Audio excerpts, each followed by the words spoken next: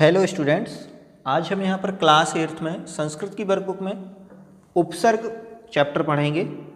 उपसर्ग का अर्थ क्या होता है आप सभी को पता ही होगा। आपने कई बार हिंदी में भी उपसर्ग प्रत्यय में उपसर्ग को पढ़ा होगा। उपसर्ग का मतलब होता है कुछ ऐसे शब्दांश जो शब्द के आगे लग जाते हैं और एक नया शब्द बनाते हैं या परिवर्तन कर करके एक नए शब्द का निर्माण करते हैं, वो उपसर्ग कहलाते हैं।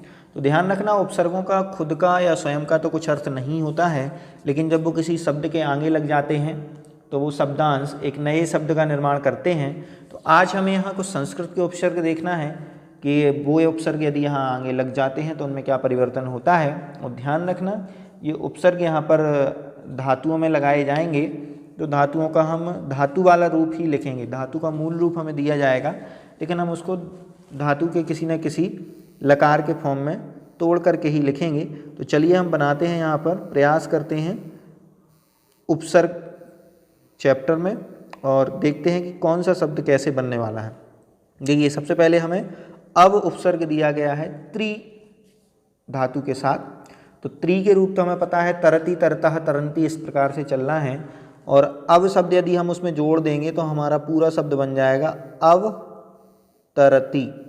क्या बन जाएगा? अवतरति। अब इसके हम पूरे के पूरे वैसे ही लकार में रूप चला सकते हैं, धातु रूप अवतरति, अवतरतः, अवतरंती, अवतरसी, अवतरतः, अवतरत, ऐसे हमारे सेम आराम से चल सकते हैं। ठीक, नेक्स्ट हम देखेंगे प्रा उपसर्ग लगा हुआ है विष धातु के साथ, तो इसको हम बना देंगे प्राविश्य। प्राविश्य मतलब प्रवेश करो। ठीक, नेक्स्ट है उत प्लस स्था। स्था धातु के रूप तिष्ठति, तिष्ठता, तिष्ठन्ति से चलते हैं, तो यहाँ पर बन जाएगा हमारा उत्तिष्ठति। ये डबलता बना हुआ है, उत्तिष्ठति। उत्तिष्ठति मतलब उठो।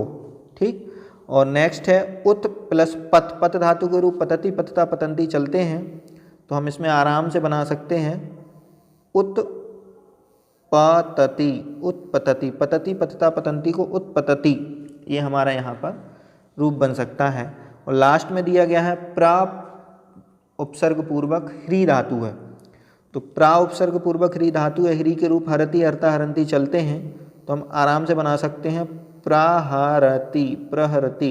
इसके भी सेम प्रहरति, प्रहरता, प्रहरंती, सारे रूप इसी प्रकार से बन जाएंगे। ठीक, चलिए इसी में हम नेक्स्ट देखते हैं। प्रा उपसर्ग पूर्वक नम धातु है, तो नमति, नमता, नमति भी बनता है, तो हम इसको प्रणमति भी लिख सकते हैं। और प्रणम किसी लोट लकार में बनाएंगे तो प्रणम भी बन जाएगा। ऐसे ही प्रा उपसर्ग पूर्वक रुह धातु है, तो इसको हम बना सकते हैं, इधर लिख देता हूँ प्ररोहति, प्ररोहति।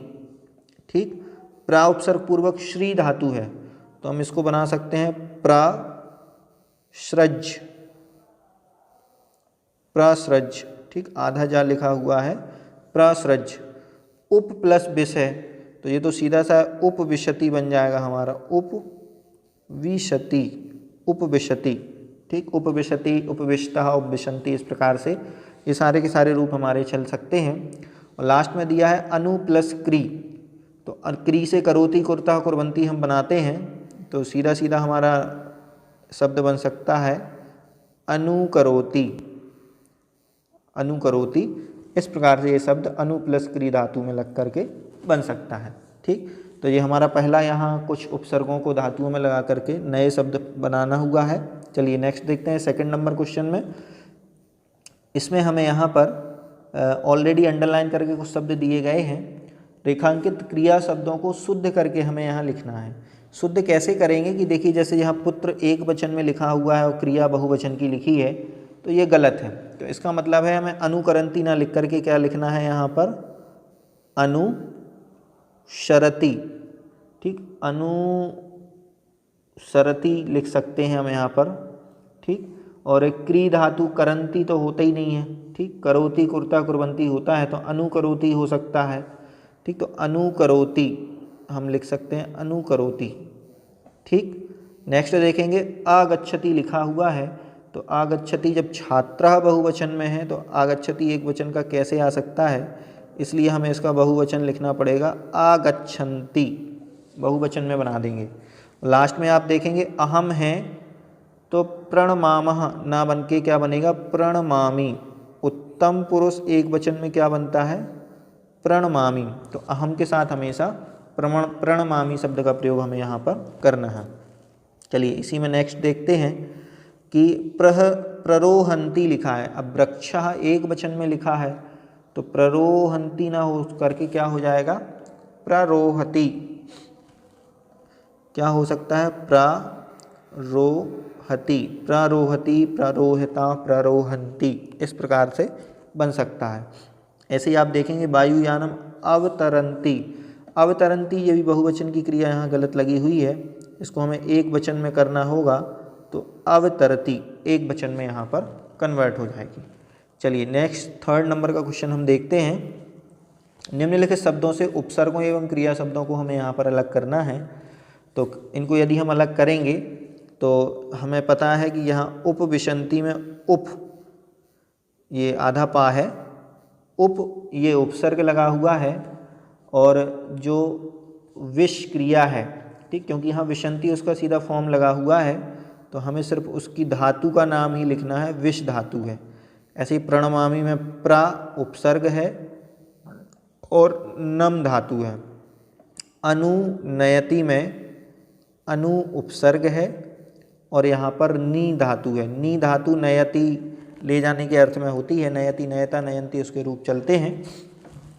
ऐसे ही नेक्स्ट देखते हैं उत्पतंती। उत्पतंती में सीधा सीधा है कि उत उपसर्ग है और पथ धातु क्रिया है।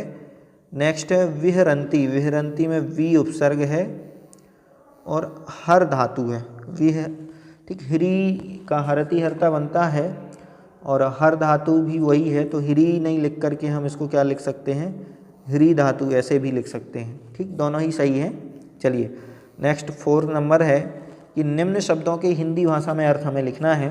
तो विकसंती, विकसंती का मतलब होता है खिलता है, ठीक, ये फूल जब भी खिलता है तो उसको विकसंती कहा जाता है।